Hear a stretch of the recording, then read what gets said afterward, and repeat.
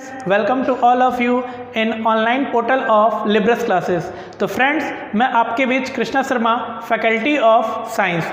दोस्तों, मैं आपके बीच यहाँ पे विज्ञान विषय को लेकर उपस्थित हूँ और मैं आपको बताऊँगा कि आपकी जो परीक्षा होनी है PRT, उसमें विज्ञान का क्या रोल है, उसका क्या सिलेबस है, ये सारी बातों को हम इस वीडियो में डिस्कस करेंगे।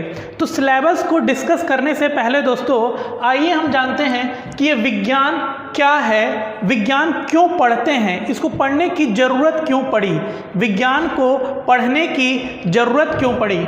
आइए हम लोग देखते हैं और स्टार्ट करेंगे हम लोग introduction and classification of science.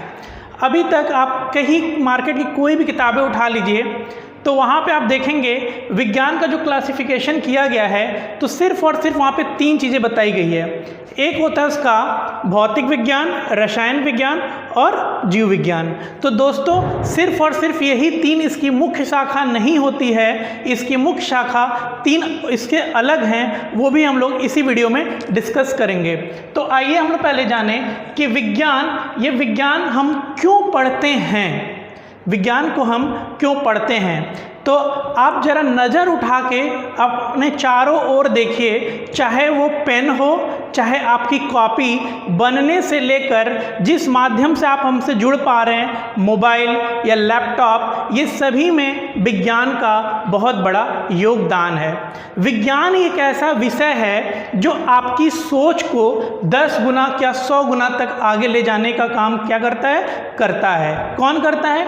तो विज्ञान। ये हमारी सोच को बढ़ाता है, हमारी सोच के दायरा को बढ़ाता है और यही से इसलिए कहा गया है कि हमारी सोच को कई गुना आगे तक ले जाने का काम कौन करता है?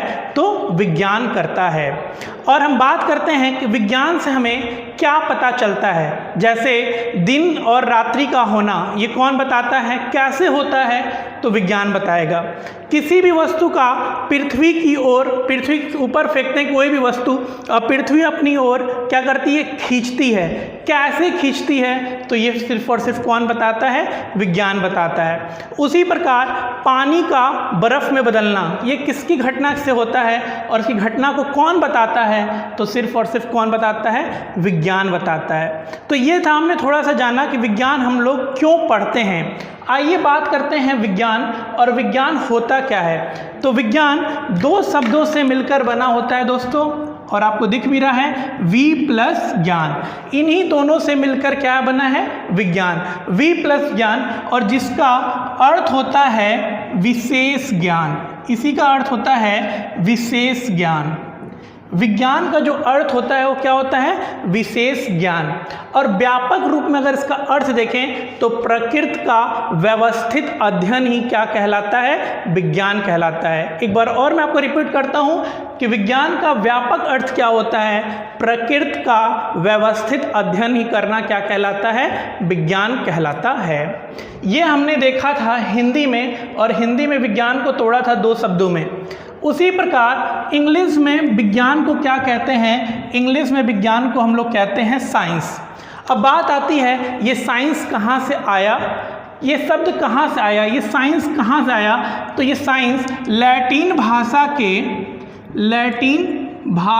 के क्रियात्मक शब्द साइंटिया से आया है। लैटिन भाषा के क्रियात्मक शब्द कहाँ से आया है? साइंटिया से आया है। और साइंटिया का मतलब क्या होता है? इसका मतलब होता है टू नो, और टू नो का मतलब होता है जानना। अर्थात आप किसको जानेंगे? तो हम इस ब्रह्मांड को जानेंगे। अगर हम इस ब्रह्मांड को जान जाएंगे तो हम पूरा का पूरा किसको जान जाएंगे? साइंस को जान जाएंगे। और इस ब्रह्मांड को जानने के लिए हमें किसका अध्ययन करना होगा? एक तो हम जहाँ हैं वहाँ का अध्ययन कर लें, और अपने से ऊपर का अध्ययन और अपने से नीचे का अध्ययन कर लें। अगर ये तीनों जगहों का अगर हम लोग अध्ययन कर लेते हैं तो इस पूरे ब्रह्मांड का अध्ययन कर लिया, और इस पूरे ब्रह्मांड का अध्ययन कर लिया मतलब हम क्या पढ़ लिए? पूरा साइंस हम लोगों ने पढ़ लिया।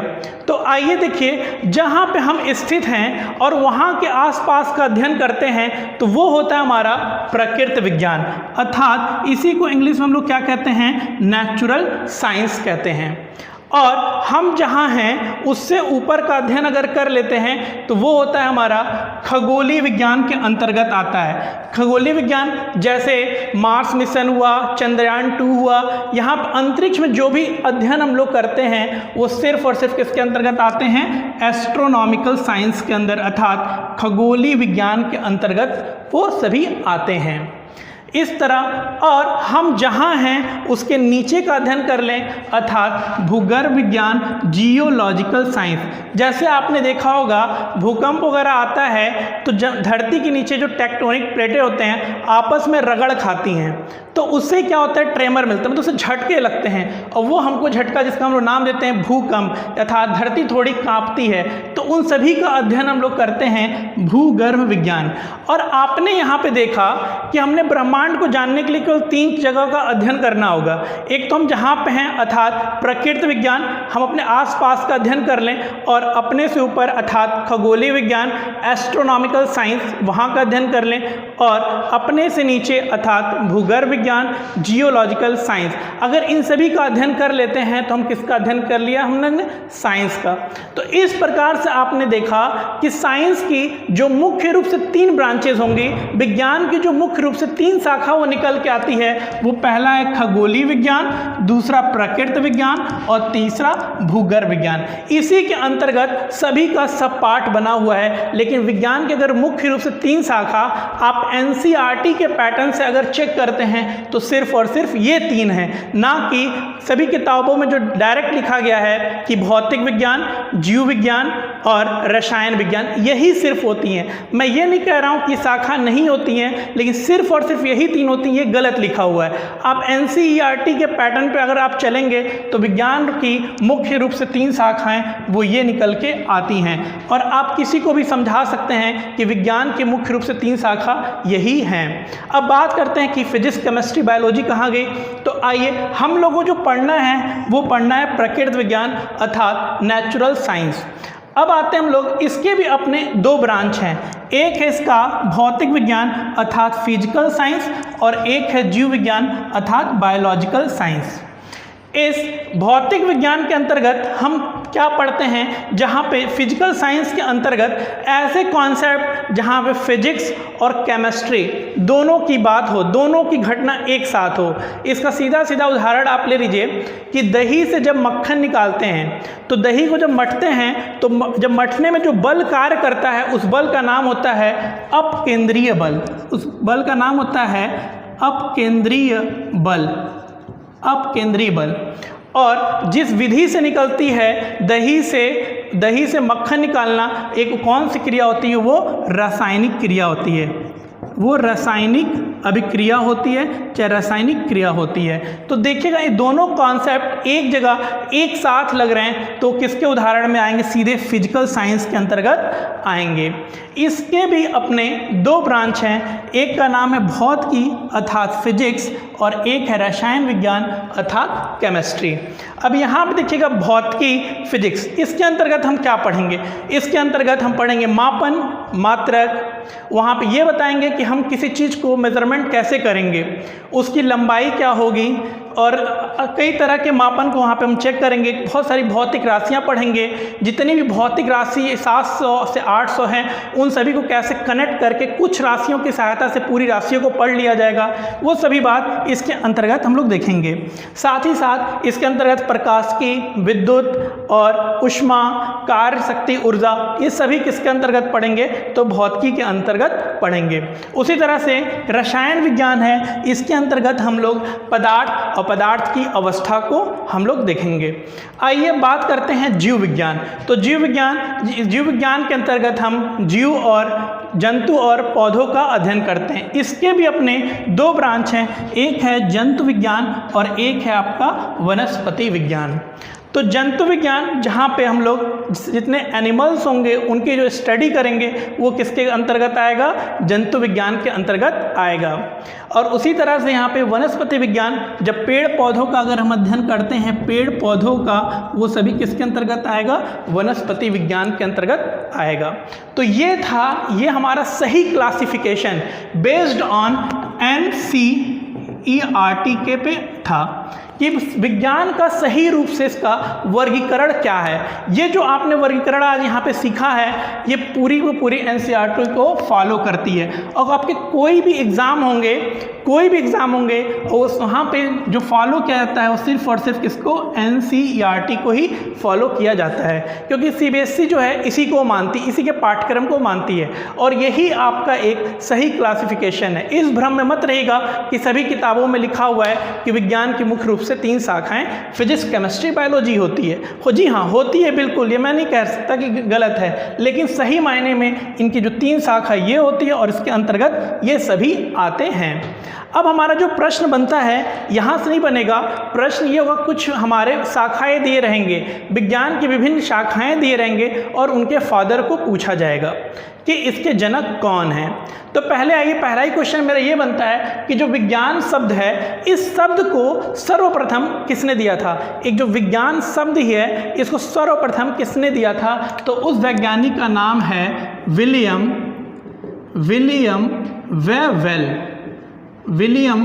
वेवेल। इन्होंने ही क्या किया था, विज्ञान शब्द को सर्वप्रथम दिया था। अब आते हैं हम लोग विज्ञान की कुछ विभिन्न शाखाएं और उनके जनक। जैसे यहाँ पे लिखा हुआ है भौतिक विज्ञान और इसके जनक कौन हैं, तो भौतिक विज्ञान के जनक हैं सर आइजैक न्यूटन। यही क्या है, भौतिक विज्ञान के जनक हैं। अब आता है आधुनिक भौतिक विज्ञान के जनक कौन है। ये कई बार एग्जाम में पूछा हुआ है कि आधुनिक भौतिक विज्ञान के जनक हैं, तो इनका नाम होता है अल्बर्ट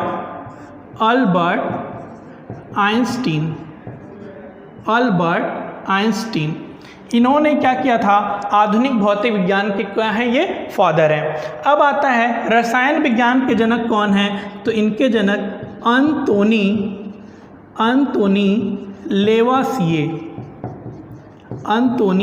लेवासिए, ये हमारे रसायन विज्ञान के जनक हैं। अब बात आता है जीव विज्ञान के जनक कौन हैं, तो इसके हैं अरस्तु। उसी प्रकार से जंतु विज्ञान, जीव विज्ञान और जंतु विज्ञान दोनों के ही जनक कौन हैं, तो अरस्तु जी हैं। अब बात आती है वनस्पति विज्ञान और इसके जनक कौन हैं, तो इनके जनक हैं थियोफ्रास्टस।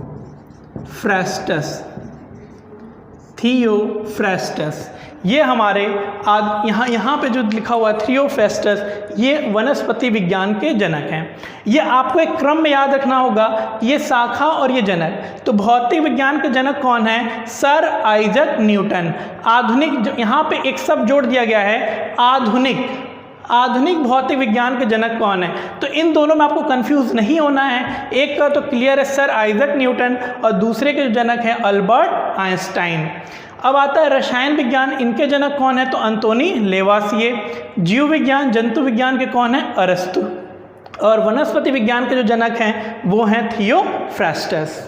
अब आते हैं हम लोग, कुछ 2 और बच गए, खगोलीय विज्ञान, इनके जनक कौन हैं। खगोलीय विज्ञान, तो इनके जनक हैं कॉपरनिकस। अब आता है यहाँ पे भूगर्भ विज्ञान, इसके जनक कौन हैं, तो इनके जनक हैं जेम्स हटन। तो ये मोस्ट इम्पॉर्टेंट है, आपको ये तैयार रखना है, क्योंकि जब विज्ञान शुरू हो रहा है तो शुरू में ही जो फादर ऑफ से जितने भी क्वेश्चन बनेंगे कि father of physics, father of chemistry, father of biology, तो इसका नाम आपको बिल्कुल याद रखना होगा कि मेरा जो एक प्रश्न यहाँ से जो बनता है वो हमेशा मेरा तैयार रहे। इनके अलावा और किसी का जनक आपको साइंस का वो नहीं पूछेंगे, सिर्फ और सिर्फ ये कितने, यहाँ पे आपके 6 हो गए, ये 7 और ये 8, इन 8 को ही आपको तैयार रखना है। अब हम लोग आइए चलते हैं कि हम लोग को जो पीआरटी में साइंस पढ़ना है, अर्थात ये प्रकृति विज्ञान है, तो साइंस का जो प्रकृति विज्ञान यही हमको पढ़ना है। तो यहाँ पे कितने सिलेबस को हमें हमारे एग्ज़ाम जो पीआरटी है उसके लिए कितना पढ़ना है, कौन कौन से टॉपिक पढ़ने हैं। जो परीक्षा 2018 और 19 में अभी तक 2 बार ही पीआरटी की परीक्षाएँ हुई हैं, तो उसके अकॉर्डिंग हमें कौन कौन से जो मेरा नया सिलेबस आया उसको देखना है। और मैं ये भी बताऊँगा किस टॉपिक से अभी तक क्वेश्चन क्वेश्चन आए हुए हैं और नंबर ऑफ क्वेश्चन किससे ज़्यादा बनने की प्रोबेबिलिटी है, ये सारी चीज़ों को हम लोग डिस्कस करते हैं। अब आइए हम लोग अपना डिस्कस करते हैं यहाँ पे सिलेबस, किसका सिलेबस, पीआरटी का सिलेबस, साइंस का सिलेबस हम लोग डिस्कस करते हैं। आइए स्टार्ट करते हैं हम लोग सिलेबस और पीआरटी का साइंस का सिलेबस हम लोग डिस्कस करेंगे। तो हमें उतना पढ़ना है कि जितने से हमारा क्या हो, सिलेक्शन हो। हालांकि पूरा आपका जो लेटेस्ट सिलेबस है सरकारी रिजल्ट जो दे रखे हैं पीआरटी पे, ये आपका पूरा का पूरा सिलेबस है। हम ये भी बताएंगे 2018 और 19 सिर्फ और सिर्फ 2 बार पीआरटी की परीक्षाएं हुई हैं, तो उन 2 ईयर में बताएंगे कौन सा इंपॉर्टेंट टॉपिक रहा है जहां से क्वेश्चंस आपके बने हैं। तो स्टार्ट करते हैं जैसे पीआरटी के सिलेबस में जो मेरा पहला हमें पढ़ना है वो है भौतिक विज्ञान तथा फिजिक्स। इसका जो पहला टॉपिक है मापन तथा मात्रक, मापन तथा मात्रक। इसके अंतर्गत हम सभी भौतिक राशि को पढ़ेंगे, जो भी 700 से 800 के बीच जो जितनी भौतिक राशि है हम एक मूल राशि निकालेंगे उसमें से और आपस में कनेक्शन करके सभी राशि को हम लोग जान जाएंगे। और उसके मात्रक, मात्रक ये बताता है कि कोई चीज कितनी बार ली गई है। जैसे 10 केजी है तो 10 केजी है तो ये मात्रक ये बताता है कि ये केजी कि 10 ये है क्या, ये लंबाई है कि मास है कि टाइम है, तो ये केजी उसका क्या बताता है, उसका मास है। तो ये मात्रक हमें ऐसे यूज वहां पे करना पड़ेगा। दूसरा टॉपिक हमारा होगा गति, गति अर्थात स्पीड। इसके अंतर्गत हम दूरी पढ़ेंगे, विस्थापन पढ़ेंगे, चाल पढ़ेंगे, वेग पढ़ेंगे, त्वरण पढ़ेंगे, त्वरण के प्रकार, धनात्मक त्वरण, ऋणात्मक त्वरण, ये सभी चीजें हम लोग इस चैप्टर में पढ़ेंगे, गति के चैप्टर में। और गति से क्वेश्चन 2018 में एक बार पूछा गया है पीआरटी में। अब आइए जो मेरा तीसरा टॉपिक होगा बल तथा गति के नियम। इसके अंतर्गत हम पढ़ेंगे बल क्या होता है, बल का मात्रक, और बल का मात्रक हम सीजीएस, एमकेएस सभी में पढ़ेंगे। उसके बाद इसमें हम पढ़ेंगे बलों के प्रकार, बल कितने प्रकार के होते हैं। उसके बाद हम पढ़ेंगे बलों के बाह्यरूप, बल के कौन कौन से उसके एक्सटर्नल फॉर्म्स हो सकते हैं, बल के बाह्यरूप क्या हो सकता है। फिर हम उसके बाद उसे पढ़ेंगे गति के नियम, जिस गति का नियम, इसके अंतर्गत कुल कितने नियम हैं, 3, 1, 2 और 3। पहला हमारा जड़त्व का नियम होता है, ये जड़त्व हम पढ़ाएंगे इसके अंतर्गत। और दूसरी नियम इसका ये होता है F = ma को परिभाषित करता है। और तीसरा जो मेरा नियम होता है क्रिया प्रतिक्रिया का नियम। ये सभी चीजों को हम लोग इस चैप्टर में डिस्कस करेंगे बल तथा गति के नियम में। अब हमारा चौथा टॉपिक जो पढ़ना है भौतिक विज्ञान का वो है गुरुत्वाकर्षण, कि कोई भी वस्तु पृथ्वी अपनी ओर खींच लेती है, किसी भी वस्तु को ऊपर फेंकने पे जिस बल के कारण खींचती है वही बल क्या होता है, गुरुत्वाकर्षण बल होता है। इसके अंतर्गत हम जी के मान में परिवर्तन देखेंगे, जो स्मॉल जी का मान है उसके मान में कैसे परिवर्तन हो रहा है। जैसे कि अगर भूमध्य रेखा पे और विषुवत रेखा पे जाने पर जी का मान कब बढ़ता है, कब घटता है, कहाँ पे न्यूनतम होता है, कहाँ पे अधिकतम होता है। इसके साथ ही साथ लिफ्ट में स्थित पिंड का भार देखेंगे। यदि कोई लिफ्ट है, ये कोई लिफ्ट है और इसमें किसी पिंड को हम ऐसे बैठा देंगे, कब इसका भार बढ़ेगा, कब घटेगा, कब कांस्टेंट रहेगा, इन सभी बातों को हम गुरुत्वाकर्षण के टॉपिक में डिस्कस करेंगे। लास्ट में आते हैं हम लोग, पांचवा मेरा टॉपिक है प्रकाश अथवा लाइट। ये भौतिक विज्ञान का पूरे विज्ञान का एक अत्यंत महत्वपूर्ण टॉपिक है। यहाँ से नंबर, बहुत बड़ा टॉपिक भी है और यहाँ से नंबर ऑफ क्वेश्चंस बनने के पूरे चांसेस रहते हैं ज्यादा से ज्यादा। इसके अंतर्गत हम पढ़ेंगे पहले प्रकाश क्या होता है, उसके बाद ग्रहण पढ़ेंगे, फिर उसके बाद हम आएंगे परावर्तन, अपवर्तन, पूर्ण आंतरिक परावर्तन, वर्ण विक्षेपण, ये सभी घटनाएं हम लोग इसके अंतर्गत पढ़ेंगे। और इसमें अपवर्तन के नियम भी पढ़ेंगे, अपवर्तन के क्या क्या एप्लीकेशन है ये पढ़ेंगे, परावर्तन क्या होता है उसके क्या नियम है, ये सभी का सभी डिस्कस हम लोग इसके अंतर्गत करेंगे, प्रकाश के अंतर्गत करेंगे। जैसे कि कोई चीज हमें रंगीन दिखाई देती है, कभी कोई चीज ब्लैक एंड व्हाइट दिखाई देती है, किस कारण दिखाई देती है, कभी हमारा प्रतिबिंब वास्तविक होता है, कभी आभासी होता है, ये सभी की सभी चीजें हम लोग इसके अंतर्गत पढ़ेंगे। दर्पण, लेंस, ये सभी मिरर और लेंस, ये सभी हम लोग प्रकाश के अंतर्गत पढ़ेंगे।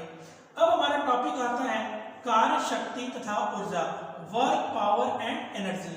2018 में क्वेश्चन क्या है, रूपांतरण था, ऊर्जा का रूपांतरण, यांत्रिक ऊर्जा से विद्युत ऊर्जा में क्या होगा, इसके एग्जाम्पल जो पूछे जाएंगे ये सब पढ़ना है हमको ऊर्जा में। शक्ति क्या होती है, P बराबर W/T, मतलब कार्य करने की दर को ही क्या कहते हैं, शक्ति, ये भी पढ़ना है। और फिर कार्य पढ़ना है, हमारा कार्य कब धनात्मक होगा, कब कार्य ऋणात्मक होगा। सुनने में कितना अजीब लग रहा है कि कार्य ऋणात्मक हो सकता है कि धनात्मक, क्या शून्य, ये सभी की सभी जो कंडीशंस होंगी इस चैप्टर में हम लोग डिस्कस करेंगे जब ये हम लोग चैप्टर पढ़ेंगे।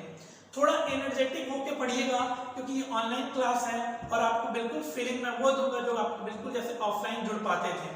आप बिल्कुल टेंशन ना लीजिएगा कि आपको कोई मैटर इसमें कम दी जाएगी, आपको पूरा का पूरा मैटर दिया जाएगा जिससे कि आप इस परीक्षा को आप आसानी से क्रैक कर सकते हैं। आप साथ ही साथ सिलेबस के साथ जो मेरा अगला टॉपिक होगा आप उसका नोट्स बनाते रहेंगे और सारे पॉइंट को आप नोट करते रहेंगे। फिर आइए हम आते हैं ध्वनि तथा तरंग। ध्वनि क्या होती है ये पढ़ेंगे, तरंग, तरंग के प्रकार, ये सभी के जो फॉर्मूला जो निकल के आता है V=m वो इसी चैप्टर से रिलेटेड है, ये भी हम आपको यहाँ पे पढ़ाएंगे। अब आते हैं हम लोग जीव विज्ञान, ये था पूरा का पूरा भौतिक विज्ञान और यही हमको पढ़ना है। ये और आपको मैं एक रेशियो बताऊंगा कि जो 2018 और 19 में जो परीक्षाएं हुई हैं उसमें से 4 क्वेश्चन दोनों साल मिला के 4 क्वेश्चन आए हुए हैं। तो इस हिसाब से आपको देखने में लग रहा है कि मेरा 100% अगर साइंस का देखा जाए तो यहाँ पे उसका 4 क्वेश्चन यहीं से बन के आ जाता है। उसी प्रकार जीव विज्ञान है और जीव विज्ञान में दोनों साल मिला के 4 क्वेश्चन आए हुए हैं। अब बचता है पूरा का पूरा को पता होना चाहिए कि जो साइंस का है पीआरटी में तो 10 क्वेश्चन आते हैं, 10 क्वेश्चन रहेंगे। तो 4 इन 2 में पूछा गया है और 2 पूछा गया है रसायन विज्ञान में 2। तो आपको दिख गया कि इन तीनों में सबसे अत्यंत इंपॉर्टेंट कौन है। ये यहाँ से 4 मिल सकता है, आपको यहाँ से भी 4 मिलेगा। मैं ये नहीं कह रहा हूँ कि 4 ही आएगा, वो रेशियो कुछ भी हो सकता है, लेकिन 2 साल का अगर रेशियो दिखाएंगे अगर आप देखेंगे तो 4 का ही निकल के आता है। अब बात करते हैं जीव विज्ञान और जीव विज्ञान के अंतर्गत हम मेरा पहला टॉपिक होगा रक्त परिसंचरण तंत्र।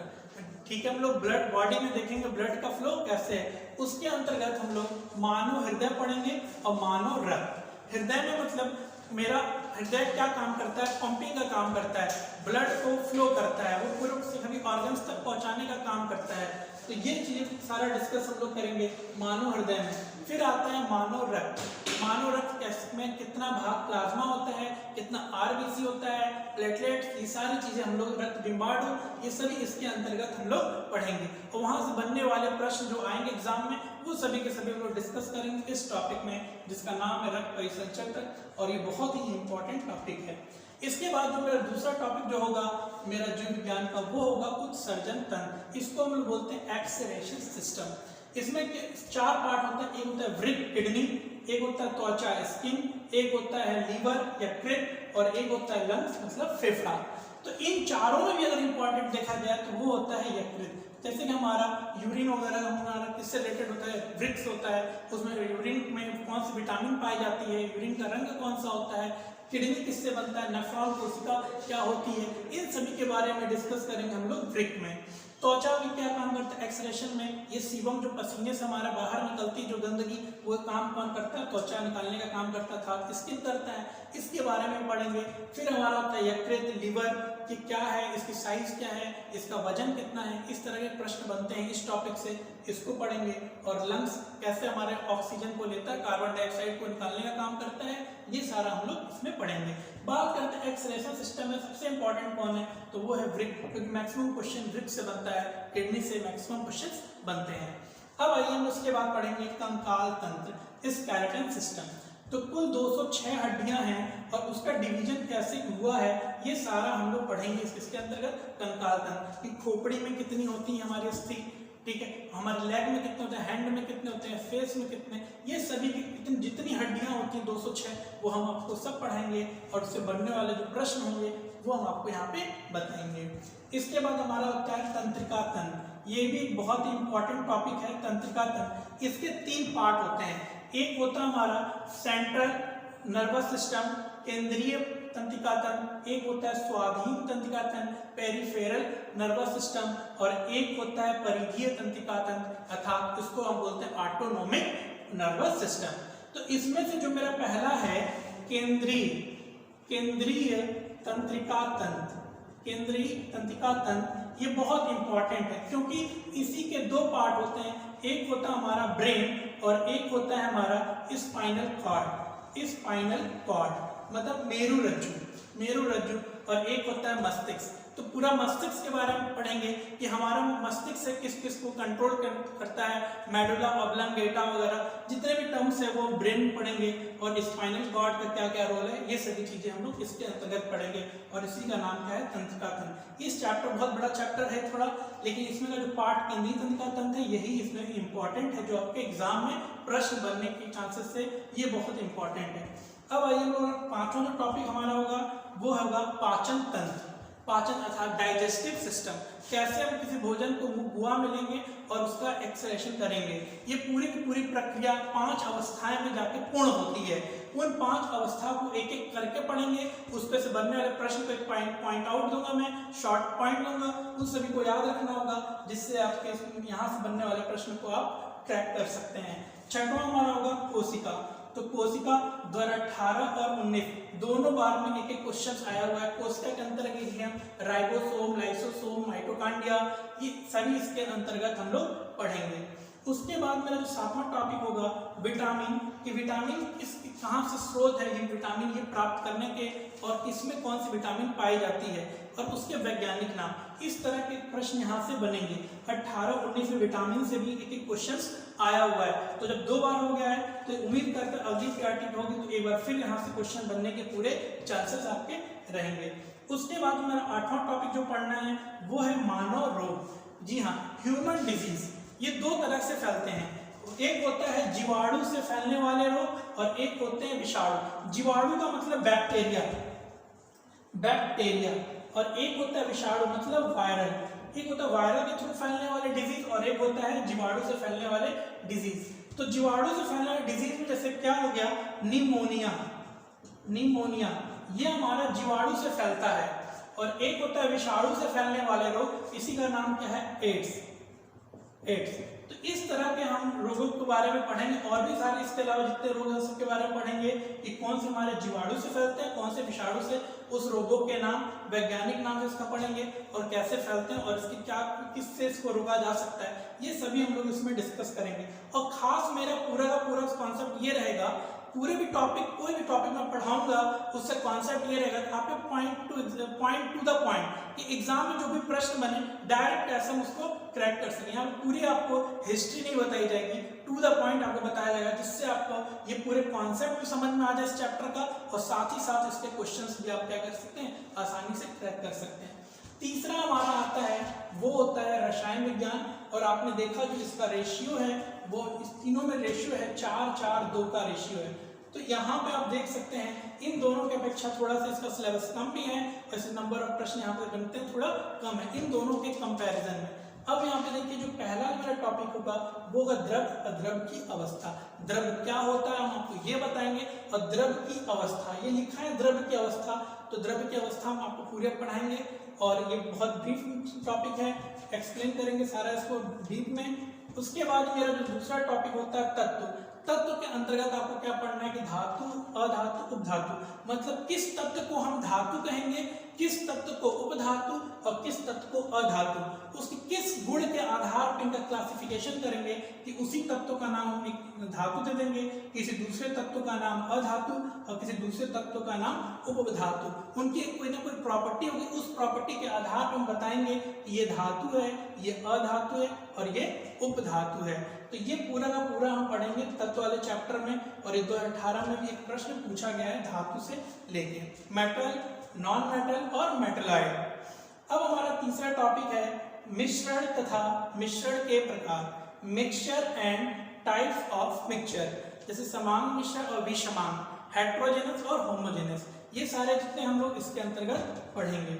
अब हमारा जो चौथा टॉपिक है वो विलयन तथा विलयन के प्रकार, मतलब solution and types of solution.